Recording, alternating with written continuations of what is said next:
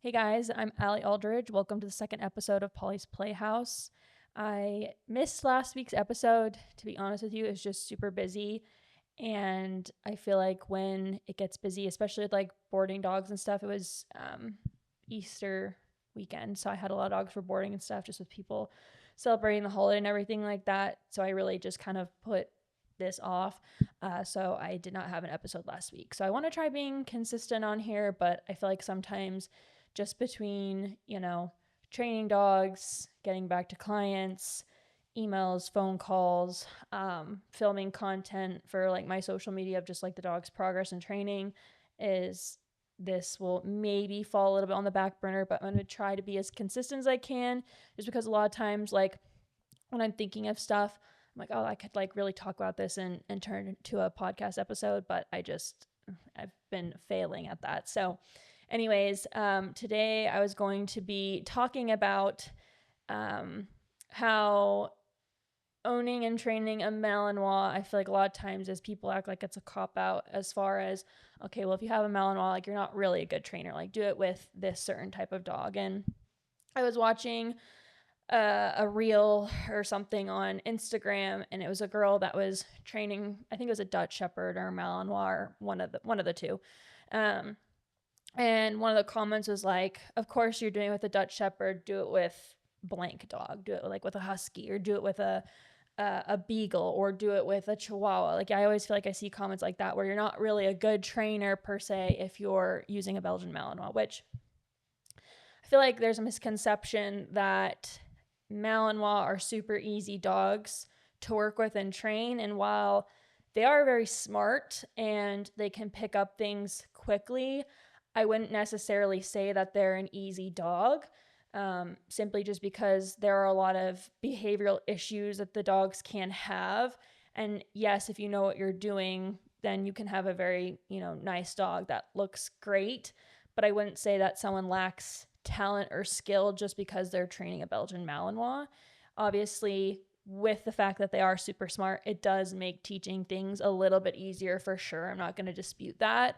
Um, but also, I feel like is you're never going to make everyone happy. And I feel like nowadays, and this is why I sometimes most of the time try to post what I need to on my business page and get off social media because I just get so tired of seeing like I always feel like it's just this is the right way, this is the wrong way. If you do it this way, it's incorrect. And there's just so many different angles, I feel like, in the dog training world. And this might also be in like other professions and stuff when it comes to social media. But I think it's very cutthroat and everyone's just constantly judging everybody from like the stuff that I see. And I try to, post what I need to of like my highlight reels of like client dogs and stuff. And like that's about it. Just because I'm more gearing mine towards my business more than everything that kind of goes on with like my own personal dogs and stuff. But I do have two Belgian Malinois of my own, and while they are very smart and I guess you could say easier to work with and teach things, they definitely aren't easy dogs. Um, my first Malinois Gambino I got when I was a senior in high school, and I knew some things about dogs, but he was like my first high drive intense dog. I always had labs and min pins and like smaller dogs growing up as a kid, so it's definitely like my first like high drive, like I'm not gonna say real dog, but a real dog per se. And he has taught me a lot of lessons. I definitely wouldn't be the dog trainer that I am today without having him. But just with the Belgian Malinois in general, typically they're just more, high intensity, twitchy. They tend to be, I'm not going to say unsocial because you have a lot of Malinois that can be social, but a lot of the times they can be a little bit, iffy with other people, and they just require like a lot of socialization, exposure, training, those types of things. And it's not for somebody that isn't going to make a dog into their lifestyle. So like, how some people say, oh, don't get a dog to go hiking. If you're the hiking type, get a dog because you want to get a dog, not because the dog's going to inspire you to go hiking. You know what I mean? So I got a Belgian Malinois because I wanted to compete and do a sport called French ring. And with that, I learned a lot as far as, he wasn't the most social dog from the time that I got him at 8 weeks old. And I definitely had to take him out in public and kind of work him on those things. And even today, like, he is not the most social dog in the world. He's not the dog that wants to go up and have strangers pet him. He doesn't want you to interact with him. He's not going to eat you, but he's not a dog where I'm going to have just a bunch of other people come and pet him like I would the lab that I have posted, and you might have seen, Kylo. He's a dog where, yeah, I'm going to have people come and pet him. Like, he's super, go with the flow, loves absolutely everybody. And Gambino is just not like that. And I feel like a lot of times too is when we're posting on social media, right, we're mostly posting like a highlight of, the best parts of either a dog that you're training or your personal dog. And I do feel like a lot of times is people are starting to post more of like I'm not going to say the negative side, but like the not so perfect side of our dogs, which I think is great. I don't post too much of my personal dogs on my business page just because for me, it's not really what that page is intended for. It's really just for clients to see their dogs doing stuff and have like cute photos of just, other dogs and videos of them doing stuff more than, me training my own personal dogs. Maybe that's something that I'll end up posting more consistently on my business page, but so far that's just not something that I feel like doing. Mainly because, again, what my objective is with all canine training, basically. But just to kind of shed some light, like, again, my dog is by no means perfect. He has a lot of issues, but he also has a lot of, good qualities, good traits, and everything that I do like about him. But I don't think you can compare, a husky to a Malinois, or a Chihuahua to a Malinois, or a Beagle to a Malinois. Like, you can't compare apples to oranges. They are very different, and I think it's very unfair to kind of say, well, one is easier than the other. I think there's very many differences, and there are very, very many upsides, but also downsides to dogs. I'll also say too, like, for people that are like, oh, well, you should do it with this dog or whatever the case may be, there's a lot of things that also play a part when it comes to training our dogs. So not every single dog is created equal. And what I mean by that is genetics do play a big part in that. And I do feel like that's a big topic or a big controversy. I feel like that people argue with, of like, genetics don't matter and it's all in how you train or raise them, which I disagree with, because genetics do play a big part in it.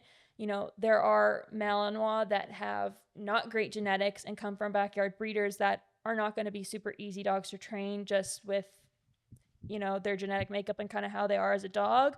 Whereas, you have a more breed standard dog that has good genetics, has had health testing, their parents have clearances, and were bred with a specific purpose than just, I have a male and a female dog and I'm going to breed them together to have puppies type of thing. So there's a lot of variables and factors where I just don't think it's fair. And, there are some dogs that are, different than others. So, like, for example, I think it was about a year ago, I had a little husky. I don't know if she was a pure husky. She was probably like a Pomsky or something like that, but she looked very much like a husky. And she was extremely, extremely food motivated, like eager to do stuff for you. She was a nice little dog. And again, I'm not going to fully say she was a purebred husky, but she was a little backyard bred Pomsky husky thing.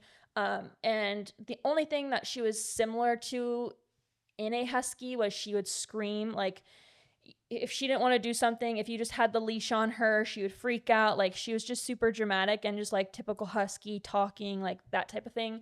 But she wasn't like your stereotypical husky that's extremely independent and just wants to, go off and do their own thing, which is a common thing with the huskies in general. But she's very different than what, a stereotypical husky would be. So those are kind of things that it's like, okay, I could take that dog and she will perform and do really good with food and just engaging and that type of stuff. But you could have another husky that doesn't care about that stuff, is a little bit more independent, and is also going to make you work for it a little bit more. So yeah, you might have to put more effort and energy and figure out maybe a different game plan with that specific dog. But again, you can't compare the two, and there's going to be things that dog's probably going to be better with than what your Malinois is going to be, or, things like that. So I think that's important to kind of, realize and pay attention to.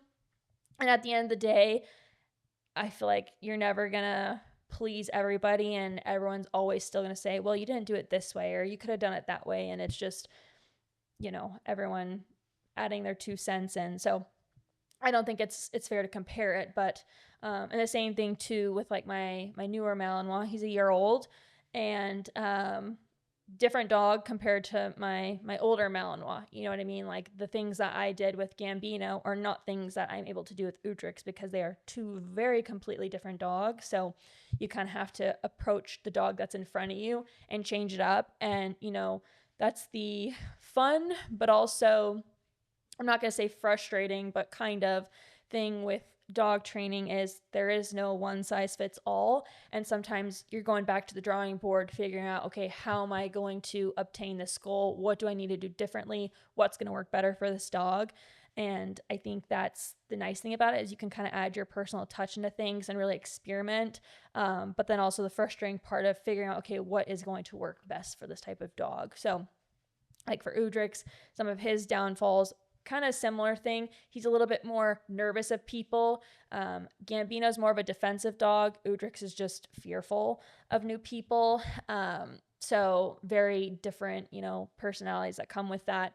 But again, they do pick up on things quickly, but you also have to think of the fact that I've had them since they were 8 weeks old. I've been doing stuff with them day in and day out since I've had them, exposing them to different environment situations and training them for that long period of time. And that also plays a big part in training. Just doesn't happen overnight. It's what you're doing constantly, day in and day out with your dog. And it's those small things that really matter in order to kind of make a bigger picture. And, you know, at the end of the day, I feel like you're going to get a dog that fits your lifestyle and your needs. So if someone were to tell me, well, that's great, but do it with a husky. First of all, I live in Arizona. It's hot. I don't feel like there's a lot of huskies here. Personally, I wouldn't have a husky as well, just because with my lifestyle and like my needs, like a husky just doesn't fit within that. And as a responsible dog owner, it's important to have a dog that's going to fit your lifestyle and going to fit your needs. And just for me, is I'm not going to be able to give everything that a husky needs and deserves. And you know, I'm just not interested or, you know, have that desire to have that breed. Again, nothing against it, but it could be the same way of, you know, people that are like, I would never have a Malinois. Like I have no desire to have one. So it's kind of to each their own as well. And, you know, I have a lot of fun training my Malinois and competing with them. And they are one of my favorite breeds, to be quite honest. And I really admire the Belgian Malinois and just the Shepherds in general. But they're just super fun, and it's just a different level of training. And I think it also helps you grow as a trainer. Now, obviously, too, how you train your sport dogs and your pet dogs is completely different. But I feel like it kind of gives you new ways to kind of think of things and new training, you know, skills and things to kind of implement with other dogs. So, yeah, I don't know. I just think you really can't compare. You can't compare the two.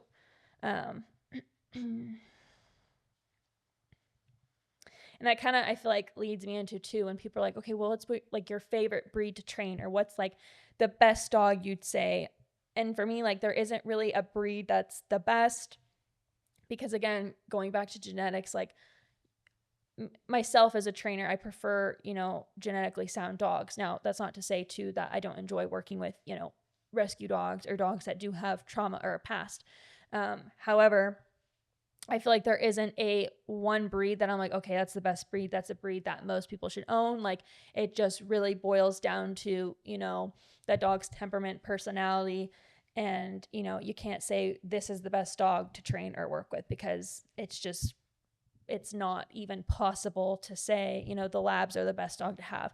I've worked with a handful of labs that do have dog aggression or people aggression or resource guarding issues. So I wouldn't say, oh yeah, labs are the best dog ever to have. Everyone should have one, because again, where you get the dog from, the dog's history, the genetic component of the dog as well, all of that really adds into what the dog is going to be and who the dog is going to be. So you can't really say labs are the best or Goldens are the best.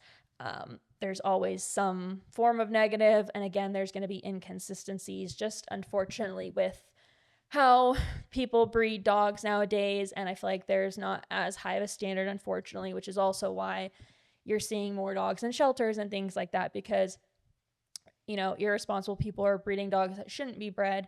But then also is people are not doing the proper research of what goes into certain dogs. And it's unfortunate, because it's the dogs at the end of the day that end up, you know, suffering from it more than us people do, you know. So really researching and realize what you're getting yourself into. And so you can kind of set those expectations and not be too caught off or surprised. And that's also too, like, being realistic of, like, when you get a Malinois puppy, what are they going to do? They're going to grab your pant leg, not attack you, but bite you. They're, they're a little crazy, like land sharks. So having that expectation, realizing like that's what they do.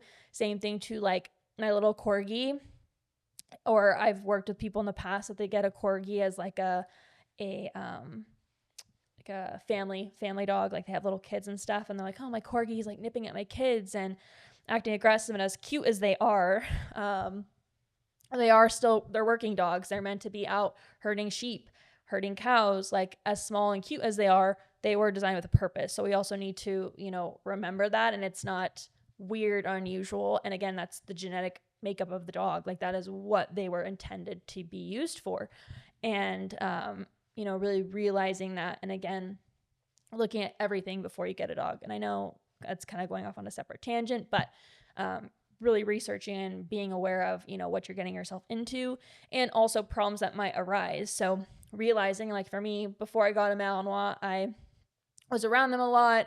I was doing my research, and again, I was younger, but doing my research and really realizing what I was getting into. So I wasn't surprised when, Gambino was a little bit weird and uncertain with people between 7 to 12 months old. Like, it wasn't something I was like, oh crap, like I'm screwed, or what am I going to do with this dog? Like, I knew what I was getting myself into. I knew how to handle and address it. And in the wrong hands, and him going to someone that, wasn't prepared for that, or just, I wouldn't even say experienced, because he was my first Malinois ever. So I wasn't necessarily experienced in, working with them quite yet at that point, but I realized the expectations that I needed to have with him and to kind of work him through that stuff. So in the wrong hands, though, he definitely could have been a liability, could have been a problem, just because how he was. So I think that's also, important to kind of, figure and take a look at as well.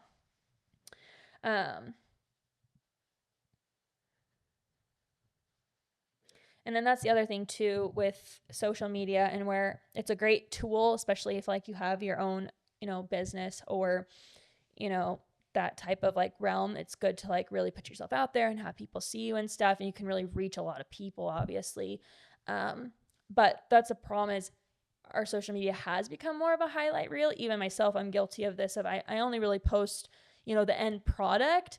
Obviously, too, I'll post kind of like, here's day 3 of kind of what our training sessions and stuff are looking at, but I don't really post the whole, 2 or 3 weeks that I have a dog, or I don't post, the progression of when I got Udrix to how he is now. You just kind of see, all right, here's him at the trial, and this is how he did.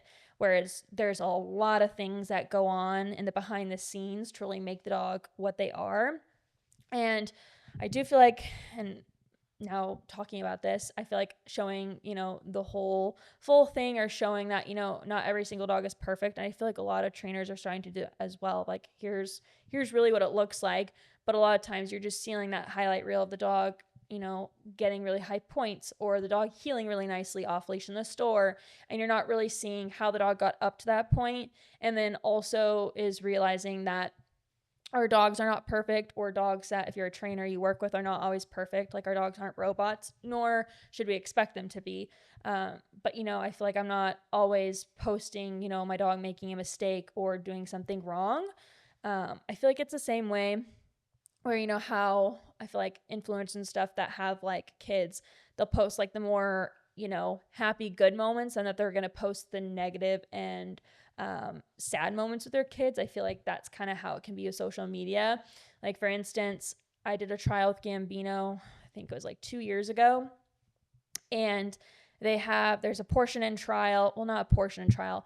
Once you get in the higher levels, they'll have just food scattered all over the field, and your dog's not supposed to eat it. Long story short, I walk and I put him in a little presentation circle where you put your dog to stay, and then you go like greet the judge, say hello, like introduce your dog, all that fun stuff. And as I'm shaking the judge's hand to go back to my dog, I look over, and what's he doing? He's eating the hot dog that's in the judge's circle. he had never been interested in people food up until that moment. And it was something that I never thought I'd have to worry in trial. I thought, oh, my food refusal and refusing to drop food on the ground, a cakewalk. Like, he's going to get his full points for that. Nope. He did something I never thought he would. So, and it's not something that I posted. I also don't know if I even have it on film. But it's just, stuff like that you don't see or don't hear about. But trust me, even if you have like your own dog trainer that you work with, our dogs are not perfect. And there are things that we don't necessarily, I'm not gonna say don't love about our dogs, but like everything, there's maybe some qualities you're like, I don't really like this, or this is something that my dog always struggles with. But then here are, the great qualities that I do admire and like about my dog. So always keeping that in mind, and, being realistic too with how our dogs are and stuff. I think also something I kind of want to touch on too that I was thinking about is a lot of times too we're seeing like the flashy obedience that people can do with like their Malinois, like the pretty focused heel, or the pretty positions and all that stuff, which it's very fun to train, it's fun to watch, like it's very cool. But I don't necessarily also think that every single dog needs to do that. And I think too, the majority of people aren't expecting, nor I feel like really care to have their dog do things like that. Like for me, with a lot of my clients, they come to me because they want their dog to walk on a leash nicely and not jump up on people.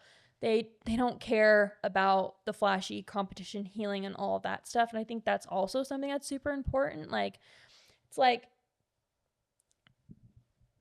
it's just not necessary, I feel like, for all dogs to have to do that. Now, am I saying that it's not worth to train the dog and do, cool stuff with it and tricks like that? No, I'm not saying that at all. But I don't think it's necessary for every single dog to have a flashy heel and do, crazy competition stuff.